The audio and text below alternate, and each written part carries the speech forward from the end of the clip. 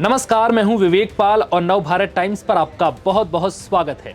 गुरुवार को supreme court में कुछ ऐसा हुआ कि वहां बैठे सभी लोग सन्न रह जाते हैं। दरअसल यहां 16 साल से एसिड अटैक केस में ट्रायल का सामना कर रही पीड़िता जब खुद सुप्रीम कोर्ट पहुंचकर अपना दर्द बयां करती है तो सीजीआई सूर्यकांत खुद को रोक नहीं पाते। उनका धैर्य टूट जाता है और फिर वो न्यायिक व्यवस्था का मजाक बनाने वालों को जमकर फटकार लगाते हैं। इस दौरान सीजीआई तीखी टिप्पणी करते हुए कहते हैं कि ये बेहद शर्मनाक है, न्यायिक व्यवस्था का मजाक बना रखा है।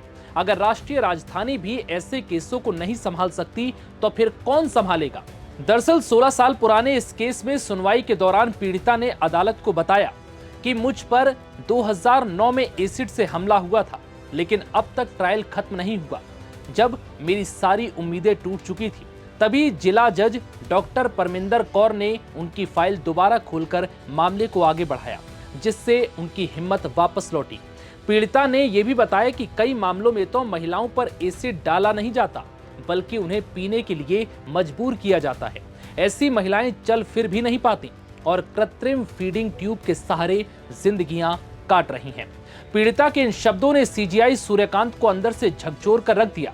न्यायिक व्यवस्था का इतना बुरा हाल देखकर वो खुद को रोक नहीं पाई और वकीलों को जमकर फटकार लगाई।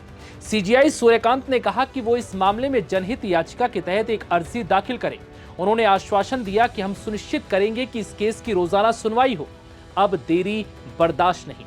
सीजीआई ने सभी राज्यों और सभी हाईकोर्ट के रजिस्ट्रार जनरल्स को नोटिस जारी कर लंबित एसिड अटैक मामलों की विस्तृत जानकारी मांगी है। साथ ही स्पष्ट किया कि ऐसे मामलों की सुनवाई विशेष अदालतों में की जानी चाहिए, क्योंकि देरी पूरी व्यवस्था पर सवाल खड़े कर रही है।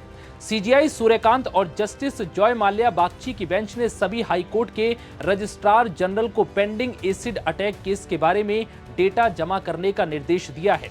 लाइव लॉ की रिपोर्ट के मुताबिक मामले की याचिकाकर्ता ने कोर्ट में कहा कि मेरे ऊपर 2009 में एसिड अटैक हुआ था, अभी तक ट्रायल चल रहा है।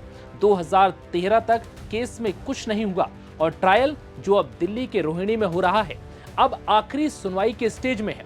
सीजीआई सूर्यकांत ने कहा कि यह जुर्म 2009 का है और ट्रायल अब तक पूरा नहीं हुआ।